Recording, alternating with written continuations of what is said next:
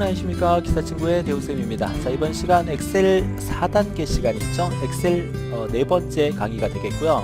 자, 이번 시간에 그래프 작업과 인쇄 준비 작업까지 하면서 자, 엑셀 문제가 어떻게 마무리가 되는지를 한번 즐겨보는 그런 시간 만들어 보도록 하죠. 자, 우리가 지난 1강을 통해서 엑셀 작업 순서를 만들었고요. 그래서 1강에서 작업한 1단계에서는 작업표를 만들고 데이터를 입력하는 과정에서 오타를 좀 주의할 수 있도록 여러분들이 1단계 작업을 해주시면 되겠고, 그 다음에 지난 2강에서 우리가 설명드렸던 2단계에서는 각 항목의 계산과 정렬 작업을 하는데 계산에서는 함수를 어느 정도 사용할 수 있는지에 대한 능력이 필요한 거니까 함수 사용에 조금 집중을 해달라는 거 부탁을 드리고, 그 다음에 이제 정렬 작업은 정렬을 할 때 범위 지정할 때의 주의사항, 자 그거 하나 체크해 두시면 되겠죠. 자, 이어서 3단계 작업으로 넘어왔을 때는 지난 시간에 공부했던 합계 라인 계산할 때의 주의사항들이 많이 있었어요. 그래서 합계 라인 계산할 때 혹시 계산이 안 되면 수동 계산을 통해서라도 정확한 답을 만들어 주는 게 중요하다는 말을 드렸었고요.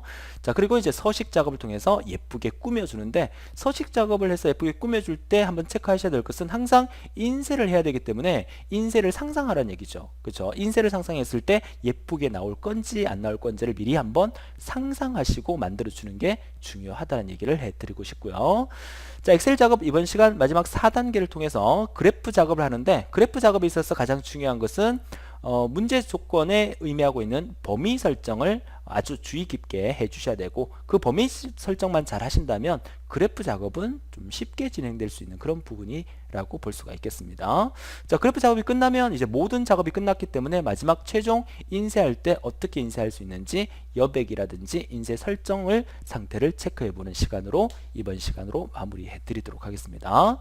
자, 해서 여러분 문제 화면과 그리고 엑셀 화면 지난 시간에 했던 작업을 그대로 불러와서 이번 시간에 문제 2번에 해당되는 그래프 작성을 해 보도록 하죠. 자, 우선 그래프 작업을 하기 위해서는 범위 설정이 중요하다고 말씀드렸는데, 문제 이 조건의 네모 박스 안이 중요하죠. 자, 작성한 작업표에서 각 부서별 당일 금액과 지급액을 나타내는 그래프를 만들어라, 이 말이에요. 부서별로. 자, 그러면 이 말이 무슨 말이냐면, 그래프 만들 때 보통 이 안에 있는 이 데이터를 가지고 그래프를 만들어 주는데, 문제 속에서는 당일 금액과 지급액을 나타내는 그래프인데, 이 당일 금액과 지급 금액을 뭘로? 각 부서별로 나타내라 했었잖아요. 그러면 이 부서별로 되어 있는 부분이 바로 이 합계액, 관리부는 관리부끼리, 시설부는 시설부끼리, 재무부는 재무부끼리 합계에 대한 이 데이터를 가지고 그래프를 만들어라는 얘기예요. 그럼 이 데이터에 대한 부서가 뭐예요?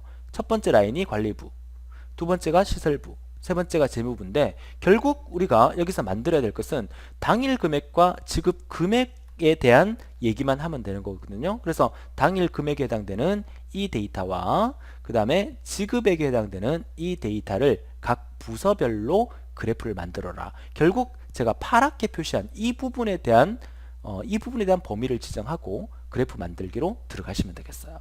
자, 그럼 어떻게 한다? 자, 필요한 데이터가 뭐다? 예. 그죠? 그 다음에 떨어져 있는 부분 범위 지정할 때는 컨트롤 키를 누르면 되거든요. 그래서 컨트롤 키 누르고 예. 그러니까 실제로 그래프에 들어갈 데이터는 이거 두 개예요. 하지만 이따가 보시면 아시겠지만 여기 보면 범례라는 것도 있어요. 그러니까 당일 금액, 지급액. 그러니까 범례가 나와야 되기 때문에 제목 라인도 같이 클릭을 해주시면 컨트롤 키 누르고 그럼 범례도 자동으로 나오고요. 자, 그러면 필요한 데이터를 범위를 잡고 그래프를 한번 만들어 보도록 하죠. 자, 필요한 것은 이 당일 금액의 얘네 3개, 그 다음에 지급액에 대한 얘네 3개. 컨트롤 키를 누르고 제가 범위를 잡은 거예요. 자, 이쪽에 각 부서 이름은 나중에 그래프를 만들고 뒤에 추가할 수 있기 때문에 그때 하도록 하고요. 필요한 데이터는 여기까지니까 이렇게 범위를 잡고, 자, 삽입 메뉴에 세로막 대형이냐 꺾은 선이냐 둘 중에 아무거나 하나를 선택하는데, 지금 문제 속에 보면 그래프 형태가 당일 금액은 이중막대 그래프다. 수직 이중막대. 이 수직 이중막대가 바로 이 세로막대를 의미하는 거예요. 그 다음에 지급액은 데이터 표식이 있는 꺾은 선형인데, 두 개를 동시에 혼합형으로 하라는 얘기인데, 혼합형으로 하라 한다 해서 여러분들이 기타에 가서 혼합형을 찾을 필요는 없어요. 둘 중에 하나를 하고 난 다음에 하나를 따로 바꿔주는 게 훨씬 더 작업이 편하시거든요. 그래서 세로막대를 선택하도록 할게요. 그리고 첫 번째 요거 묶은 세로막대요. 무조건 요거 선택하시면 돼요. 얘를 선택하시고 난 다음에 이렇게 나오면 우리가 원하는 형태의 그래프가 나온 거예요. 그죠? 자, 그러면 문제가 그래프가 이렇게 나오게 되면 여기서 우리가 해야 될 일은 이 그래프의 크기부터 먼저 이 표의 크기랑 거의 비슷하게끔 그래프의 크기를 이렇게 늘려주십니다. 그죠? 자, 이렇게 늘려놓고 그 다음에 우리가 해야 될 것은 이 그래프를 지금부터 문제의 지시사항대로 꾸며주면 되는 거거든요. 자, 꾸며주는데 첫 번째 그래프 형태를 보니까 당일 금액은 수직 이중 막대니까 당일 금액이고 파란색이죠. 그러니까 파란색은 그대로 두면 돼요. 근데 빨간색 같은 경우에는 어떻게 돼 있어요? 데이터 표시기는 꺾은 선형이죠. 그러면 빨간색만 선택해서 그죠? 마우스 오른쪽 단수 누르셔서 계열 차트 종류 변경을 클릭하십니다. 이렇게 클릭하셔서 여기에 나와 있는 이게 뭡니까? 표식이 있는 꺾은 선형이죠. 얘를 선택하고 난 다음에 바로 확인 누르시면 빨간색은 이렇게 꺾은 선 그래프로 바뀌는 거예요. 그러니까 결국 우리가 혼합형으로 일부러 만들 필요 없이 첫 번째는 차트 종류를 세로 막대, 묶은 세로 막대형을 만들어 놓고 완성한 다음에 그죠? 지급액에 해당되는 막대를 클릭하고 데이터 표식이 있는 꺾은 선형으로 바꿔주면 이 부분이 완성이 된 거예요. 여기서 뭐 데이터 레이블이 값이 표시된 혼합형으로 하라, 단일축으로 하라 이 말 다 무시하셔도 되고 하나는 막대, 하나는 꺾은 선형 이렇게 따로 만들어 주시는 게 훨씬 더 간편하고 편한 방법이에요. 자, 그런데 여기 보면 데이터 레이블에 값을 표시하라 이 말은 해주셔야 돼요. 데이터 레이블에 값이 표시되니까. 그러면 값이라는 것은 여기에 이 값들이 다 숫자로 표시가 되게끔 만들라는 얘기거든요. 자, 그 과정은 어떻게 하느냐면 자, 차트 부분을 클릭하고 난 다음에 그죠? 클릭하고 난 다음에 레이아웃 메뉴를 클릭하게 되면 이게 데이터 레이블이 있어요. 이 데이터 레이블을 클릭한 다음에 현재 없음으로 선택되어 있는 상태고요. 이 부분을 뭐 가운데 표시하든 안쪽 끝에 표시하든 바깥쪽에 끝에 표시하든 상관이 없기 때문에 저는 아무거나 하겠습니다. 바깥쪽 끝에라고 클릭을 해볼게요. 그죠? 자, 이렇게 하면 데이터 레이블의 값이 바깥쪽 끝에 표시가 돼야 되는데 지금 이렇게 하니까 아무런 표시가 안 난다. 그죠? 그럼 뭐야? 내가 선택한 위치가 잘못됐다는 얘기예요. 이 그래프의 데이터 레이블의 값을 표시하려면 이 그래프를 선택하고 데이터 레이블의 바깥쪽 끝에 클릭. 그럼 나타나죠. 그 다음에 이 이 그래프의 꺾은 선을 클릭한 다음에 데이터 레이블을 선택한 다음에 뭐 예를 들어서 얘는 뭐 오른쪽, 위쪽, 가운데 중에서 아무거나 선택하면 되는데 얘랑 될 수 있으면 겹치지 않게 해야 되기 때문에 제가 위쪽을 한번 해볼게요. 위쪽을 선택하니까 어때요? 위쪽에 선택이 되죠. 자, 이거 잘못하면 이렇게 겹쳐버리면 나중에 둘 다 막 분리를 시켜야 되기 때문에 서로 겹치지 않게끔 데이터 레이블의 값을 표시해주면 되겠다라는 얘기를 해드리는 겁니다. 자, 좋아요. 이렇게 우리가 데이터 레이블의 값 표시가 있는 두 개의 막대 그래프와 한 개의 꺾은 선 그래프를 만들었어요. 그죠? 그래서 막대 한 개, 꺾은 선을 만들었고요. 그 다음에 그래프 제목 입력하라 하죠. 그리고 그래프 제목은 요거 차트 제목이에요. 차트가 그래프니까. 자, 차트 위로 하겠습니다. 그래서 차트 제목을 여기서 얘를 다 지우고 부서별 지급 현황이라고 입력하고 확대 출력의 밑줄이라고 되어 있죠. 확대는 지금 확대되어 있으니까 얘 범위 지정한 다음에 홈 메뉴에서 요거 밑줄 단추만 클릭해 주시면 돼요. 그러면 2번 지시사항이 끝난 거고요. 그 다음에 X축 제목과 Y축 제목을 각각 만들으라는 얘기죠. 자, 축 제목은 역시나 레이아웃 메뉴에서 여기 축 제목 보이시죠? 가로가 X축입니다. 축 아래 제목을 선택한 다음에 여기에다가 뭐라고 입력하냐면 부서명. 자, 되셨죠? 자, 그 다음에 다시 한번 레이아웃 메뉴에서 이번에 축 제목에서 세로 축 제목에 세로 제목을 선택한 다음에 여기에다가 자, 뭘 입력한다? 금액. 이렇게. 자, 그러면 3번과 4번이 끝난 거예요. 그쵸? 자, 그 다음에 내려오셔서 아래쪽에 5번 보세요. 자, 5번은 X축의 눈금 단위는 임의로 하란 말은 그냥 두시면 돼요. 그죠? 가로가 X축입니다. 그 다음에 Y축의 눈금 단위는 3만으로 하라. 3만. 그리고 최소값은 0이고 최대값은 15만으로 하라. 이 말은 무슨 말이냐면 최소값이 0이죠. 그러면 여기가 0인 겁니다. 그 다음에 눈금 단위가 3만이죠. 그러면 이 간격이 지금 현재 2만 단위로 커지고 있잖아요. 이 단위를 3만 단위로 커지게 만들으라는 얘기예요. 그 다음에 최대값은 15만. 얘는 최대값이 14만으로 되어 있죠. 얘를 15만으로 바꾸라는 얘기예요. 자, 얘는 어디서 바꾸느냐? 눈금을 바꿀 거니까 얘를 클릭합니다. 그쵸? 얘를 더블 클릭해 보세요. 더블 클릭하면 이렇게 메뉴가 싹 바뀝니다. 그죠? 바뀌는데 역시나 여기서도 레이아웃 메뉴로 가셔서 바꾸셔도 되지만 이거 바꿀 거니까 여기서 마우스 오른쪽 단수 누르셔도 메뉴가 나타나요. 여기서 우리가 뭘 바꾼다? 눈금선 바꿀 거죠. 그래서 눈금선 바꾼다 해서 뭐 보조 눈금선 추가라든지 주 눈금선 서식이라든지 이렇게 들어가는 게 아니라 얘를 선택한 상태에서 서식을 바꿀 거기 때문에 축 서식을 클릭하시면 돼요. 자, 축 서식을 클릭하면 바로 축 옵션이라는 대화 상자가 나타나는데 여기서 우리가 현재 전부 다 자동으로 되어 있잖아요. 얘를 전부 다 고정으로 바꾸세요. 이렇게 고정으로 바꾼 다음에 최소값은 0이죠. 그죠? 얘를 그냥 0으로 이렇게 입력하시면 돼요. 다 지우고. 자, 최대값은 뭘로 한다? 15만. 그죠? 1, 10, 100, 1000만, 10만. 그죠? 15만. 그리고 주 단위는 얼마로 한다? 주 단위는 다 지우고 3만. 3만. 그 다음에 보조 단위는 여기서 지시사항 없어요. 그죠? 없으면 그냥 자동으로. 그죠? 원래대로. 그죠? 만들어 주시면 돼요. 자, 바뀐 거 보이시죠? 그죠? 그리고 난 다음에 닫기 누르시면 이 작업이 끝나게 된 거예요. 그죠? 그 다음에 법내라는 게 오른쪽에 지시사항, 이게 법내예요. 그죠? 법내가 당일 금액과 지급액이 그대로 나와 있죠. 그대로 두시면 되고. 그 다음에 출력물의 크기는 A4 용지 2분의 1장 범위 내니까, 그래서 제가 이 출력물의 크기가 A4 용지를 만들었을 때 이 전체의 이 표가 A4 용지에 한 2분의 1 정도 나오고 그래프가 또 2분의 1 정도 나오게 하기 위해서 이 표 크기에 제가 맞춰서 그래프를 만든 거예요. 그죠? 근데 이거 A4 용지 한 장에 두 개가 비슷하게 나오면 되기 때문에 굳이 뭐 똑같이 맞출 필요는 없으세요. 그것 때문에 일부러 고생하지는 마시고요. 그죠? 그래프의 너비는 작업표의 너비에 맞춘다 그랬으니까 이 너비는 얘랑 똑같이 맞춰주시면 돼요. 자, 그러면 모든 그래프의 작업이 끝났는데, 자, 이 가만히 보니까 나머지는 그 형식에 그대로 만들으라는 얘기가 있어요. 그죠? 근데 제가 여기에 좀 찝찝한 게 뭐가 있냐면, 찝찝하다는 말 써도 되나 모르겠습니다만은, 자, 이 부서명이 이게 1번, 2번, 3번 이렇게 나와 있잖아요. 부서명이 정확하게 좀 나와줬으면 좋겠어요. 뭐가? 관리부, 시설부, 재무부가. 물론 나중에 이거 범위 지정하고 만들어주면 되는데 여기서 수동으로 1번, 2번, 3번 대신에 관리부, 시설부, 재무부가 들어가게 할 수 있어요. 그게 뭐냐면 얘를 클릭한 다음에, 그죠? 이 부분 클릭한 다음에 역시 레이아웃 메뉴, 그죠? 레이아웃 메뉴에 가면 우리가 이 부분을 바꿀 거기 때문에 이 부분은 사실 범위 지정할 때 사용되는 거거든요. 그렇죠? 그러면 레이아웃 메뉴가 아니라 디자인 메뉴 가면 이게 데이터 선택이라는 거 있어요.